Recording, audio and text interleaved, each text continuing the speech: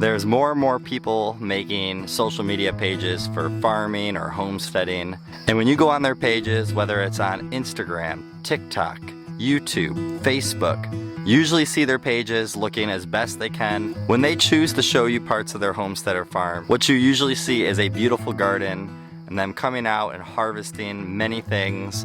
A nice looking chicken coop, healthy chicken, nice eggs in their baskets that they come out to collect. And it can be hard to see it, especially if you are homesteading and farming and yours is not like that. But the truth is, theirs is not always like that either. And today I'm going to show you the difference between social media farming and real life farming. Here we go.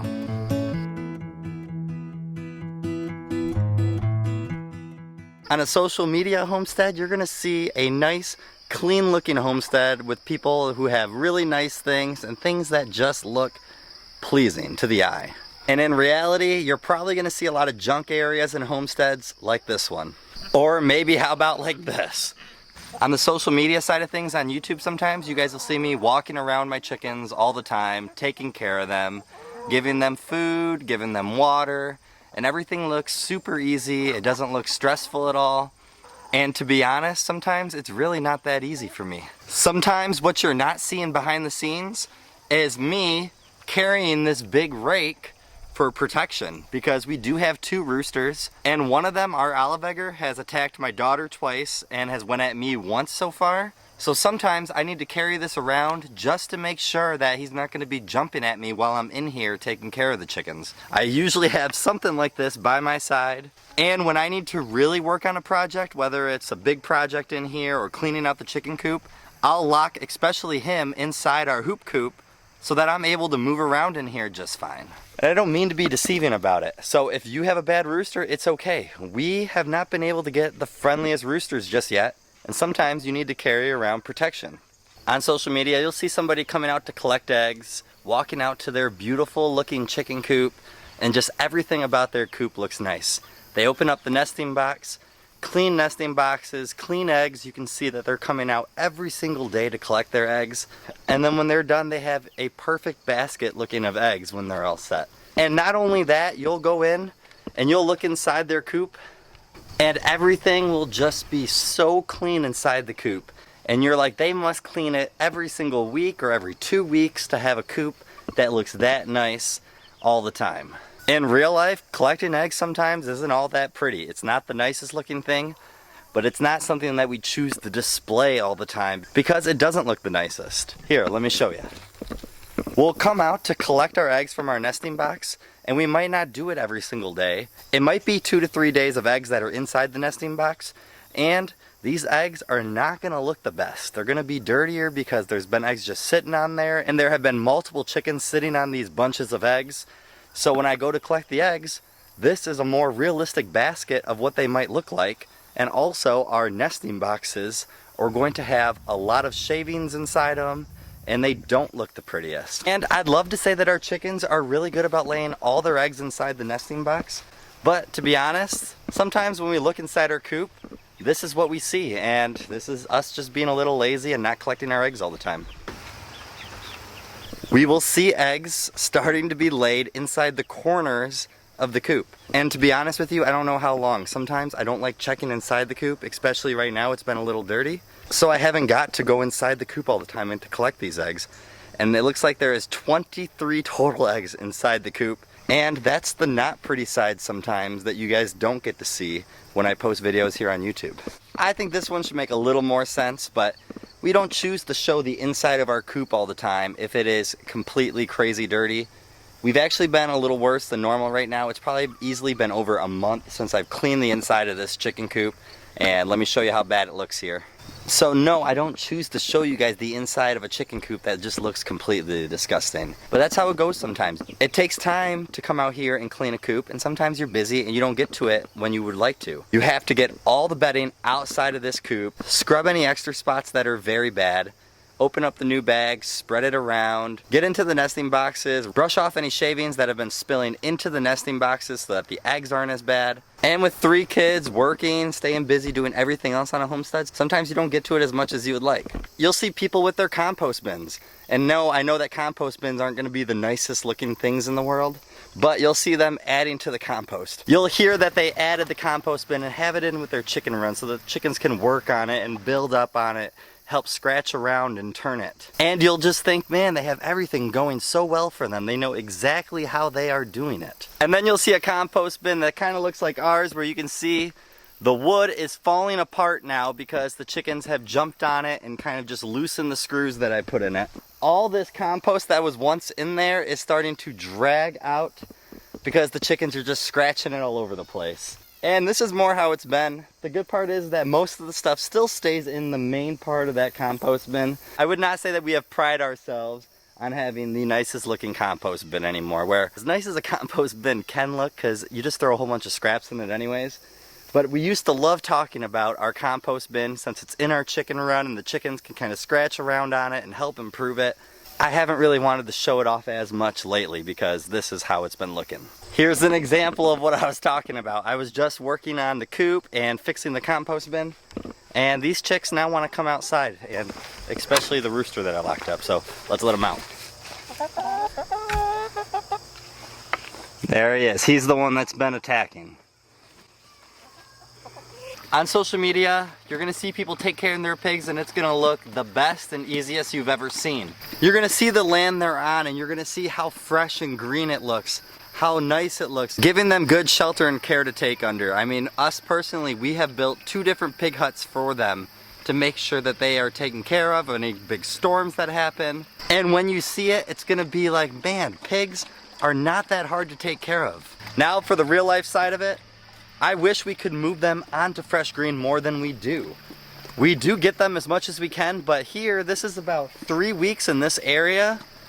And if I show you guys even farther back there, I mean, they have a pretty darn big area this time around, and they have just wiped it clean, and they are just in dirt and mud, and to be honest, sometimes that's just how the pigs live, as much as we'd want to make it look nicer. This hut right here, as you can see, we've been putting tarp over it. I've probably replaced or redone this tarp 3, 4, 5 different times. They just choose to bite at it and rip it off like it's a play toy nonstop. So we have not been able to give them the best shelter, and that's just what they choose to do. They have plenty of thick trees to go under so they can try to stay nice and protected. That I'm not too worried about the hut, but that's not what I wish for them. That's just what they do. Why do you guys do that? Especially you. He's eating. He doesn't care what I'm saying. Also, the social media part of taking pigs, you'll see them contained against a nice fence line. And if any of you guys haven't watched our infamous vlog from me about our big pig breakout, but they have broke out on us 3 to 4 different times. We've had a pretty okay stretch going now, so I'm not going to try to jinx it too much. Here's that little snippet of the real life part of pigs breaking out. Hey. No, hey. Go pigs. No. Nope. Good.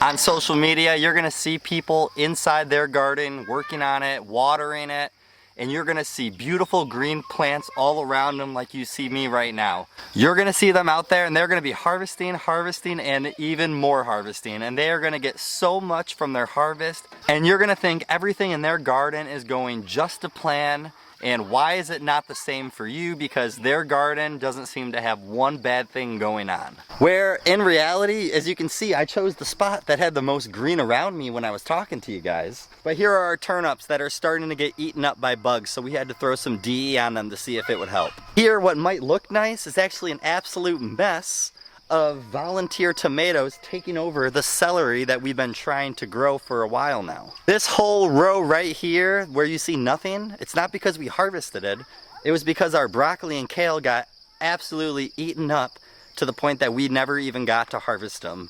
Our pea plant that we should have been out here harvesting every single day, sometimes, like I said, you just get busy and you don't do it. These are supposed to be green, and now they are like this white color, and that doesn't mean they're gonna taste very good. So this is starting to be a big fail again going on for us here in the garden. To the chickens. Our tomato plants that we put up on that trellis, I forgot the name of the method, but we tried to string them and make sure that they were gonna hold the weight. And I remember some of you guys on that video telling us that it probably wasn't gonna work. Well, that has to be one of our absolute fails here in the garden this year, because they are just falling over everywhere. And you can see that pole is supposed to be straight up and it is curved way over that way. So although we are still coming up with a big harvest of tomatoes, as you can see right here, we have a couple buckets full going right now. Instead of us being able to nicely pick them off the plant, we are picking them off the ground basically, which is made for a lot of ruined tomatoes at the same time. Luckily, we planted a ton of tomato plants. And really, I could go on and on about our garden mishaps. Corn behind me seems to be getting eaten by something. I don't know if it's raccoons, something's going on because they're getting bitten up. Our squash plants are starting to get eaten up by a lot of bugs, so we're starting to lose some of those. We need to make sure that we harvest some of the butternut squash before they start to go really bad. Nothing really that perfect going on here. I hope that we don't betray that. The reason I made this video is because it's so easy to go on anybody's social media account and start to see what everyone has. You start to see their farm or homestead or whatever else or whatever other pages you're looking at, and you see that it looks like they just have their life put together, everything goes right, and you might sit there and watch all these and you might think to yourself, man, I wish we could do it, but I just don't think we can do it like those people, or we don't have the things that those people have. And it's honestly the wrong mindset to have. And I made this video for you guys so you guys can understand that here there is plenty of things that we need to clean up, we need to fix. We make plenty and plenty of mistakes. I could probably do an hour-long video, if not longer, of every single mistake that we've ever made here on our homestead. But you guys would probably tune out eventually since it's all just about mistakes. But what I wanted to make sure is that we are never trying to deceive you guys here. We want to show you guys that we are just like anybody else that is gonna do this. And the reason we ever wanted to start making a YouTube channel about our journey and showing you guys along the way, we wanted to show you everything we were doing good, but really all the bad stuff as well. What we've screwed up, what we've messed up, so that you guys could learn from that. And also you could see that everybody is human and these things just happen. Everybody is imperfect. And what we're trying to do is get closer and closer to being less imperfect, if you kind of get what I mean there. So don't be fooled. Anybody with a camera can make things seem like they're better than what they are. Everybody is going through struggles and mistakes, and everyone has to learn to get to a certain point. You have to start somewhere, and that is okay. So you guys have a great day and a better tomorrow, and we will see you guys in the next one. No. Don't see that broken branch down there. I don't want you to see that. Maybe I'll cut that part of the video.